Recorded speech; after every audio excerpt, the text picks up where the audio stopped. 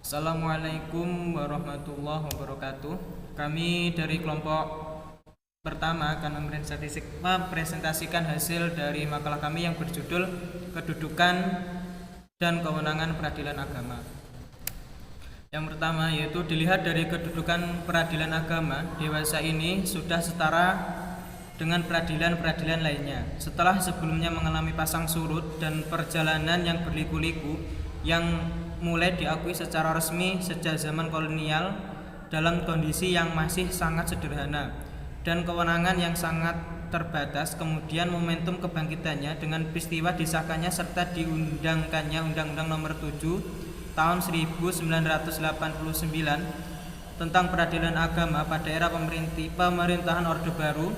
Selanjutnya pada era reformasi, eksistensi dan kedudukan peradilan agama mencapai puncak kekokohannya dengan lahirnya Undang-Undang Nomor 4 Tahun 2004 tentang kekuasaan kehakiman sebagai perubahan atas Undang-Undang Nomor 35 Tahun 1945. Dan terakhir, kedudukan dan kewenangan yang dimiliki peradilan agama semakin memperkokoh lagi dengan lahirnya Undang-Undang Nomor 3 Tahun 2006 yang diubah lagi dan Undang-Undang Nomor 50 Tahun 2009.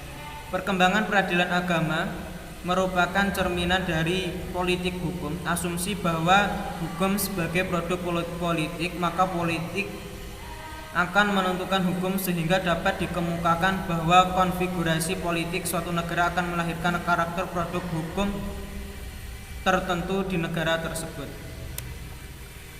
Dengan demikian, menurut ketentuan konstitusi yang mengatur tentang kedudukan peradilan agama adalah setara kedudukannya dengan lembaga peradilan yang lain, baik itu peradilan umum atau peradilan negeri, peradilan tata usaha negara atau PT UN maupun peradilan militer, sehingga dapat dengan jelas peradilan negara yang menjalankan kekuasaan kehakiman berdasarkan kewenangan masing-masing.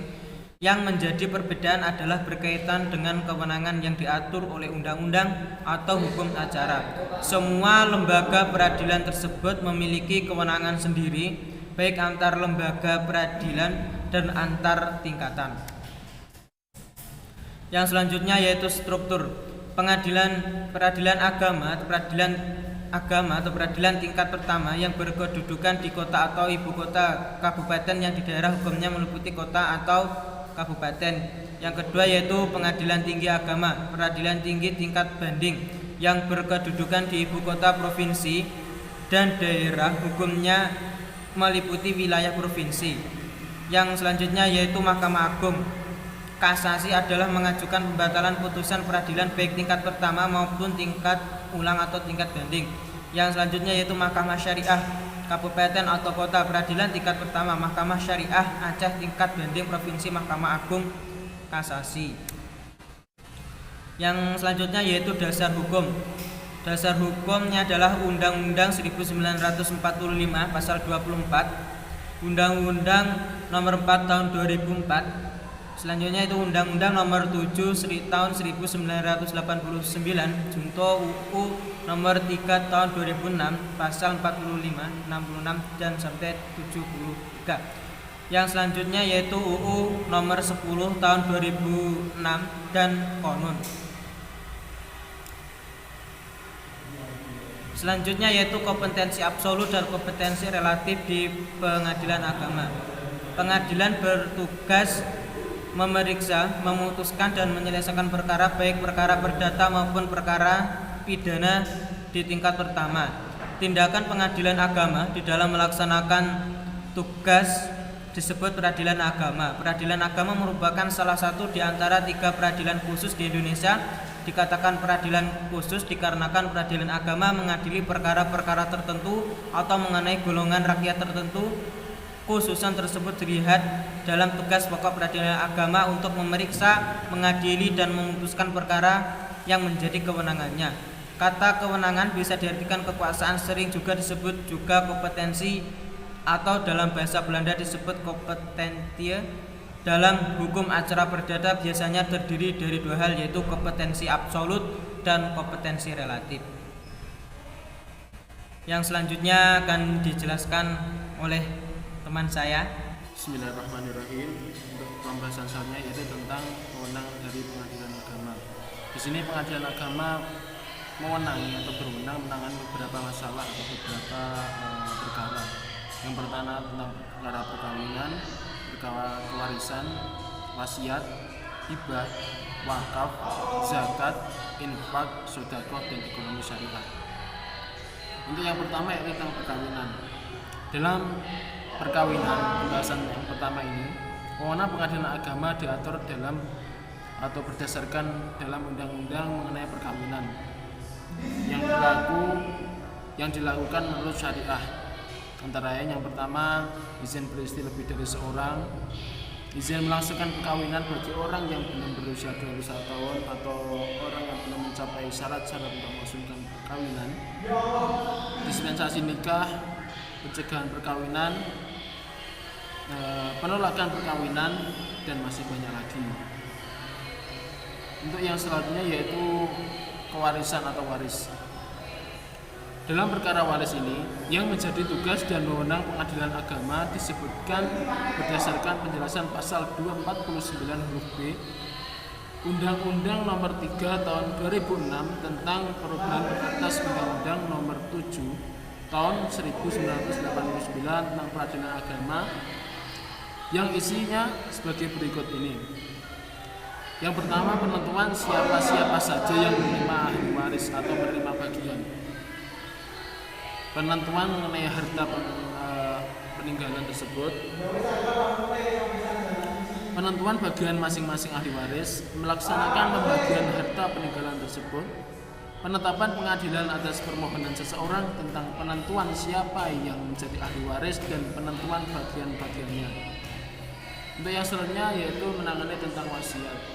Wasiat ini wewenang pengadilan agama diatur dalam penjelasan Undang-Undang Nomor 3 Tahun 2006 tentang perubahan atas Undang-Undang Peradilan Agama, yang dijelaskan bahwa definisi wasiat adalah perbuatan seorang memberikan sesuatu kepada orang lain atau lembaga ataupun badan hukum yang berlaku setelah pemberi tersebut meninggal dunia atau wafat. Namun, undang-undang tersebut tidak mengatur lebih jauh tentang wasiat. Tentang lebih detail diatur dalam Instruksi Presiden Nomor 1 Tahun 91 tentang kompilasi tulisan atau KHI. Untuk yang selanjutnya yaitu hibah. Penjelasan Undang-Undang Nomor 3 Tahun 2006 memberikan definisi tentang hibah. Hibah itu dari Undang-Undang Nomor 3 2006 ini didefinisikan sebagai pemberian suatu benda secara sukarela dan tanpa imbalan dari seorang atau badan hukum kepada orang lain atau badan hukum untuk dimiliki. Hibah juga tidak diregulasi secara rinci dalam undang-undang yang sudah ada. Ia secara garis besar diatur dalam KHI dengan menempati bab 6 dan hanya diatur dalam 5 pasal saja. Untuk yang selanjutnya yaitu wakaf. Wakaf dalam penjelasan Undang-Undang Nomor 3 Tahun 2006 dimaknai sebagai perbuatan seorang atau sekelompok orang atau wakif untuk memisahkan atau menyerahkan sebagian harta benda miliknya untuk dimanfaatkan selamanya atau untuk jangka waktu tertentu sesuai dengan kepentingannya guna keperluan ibadah atau kesejahteraan umum menurut syariah. Ketentuan lebih luas tercantum dalam KHI buku 3 bab 1 hingga bab 5 yang mencakup 14 pasal. Yang selanjutnya yaitu zakat, menangani masalah zakat. Zakat adalah harta yang wajib disisihkan oleh seorang muslim yang mukallaf atau badan hukum yang dimiliki oleh seorang muslim sesuai dengan ketentuan syariah untuk diberikan kepada yang berhak menerimanya.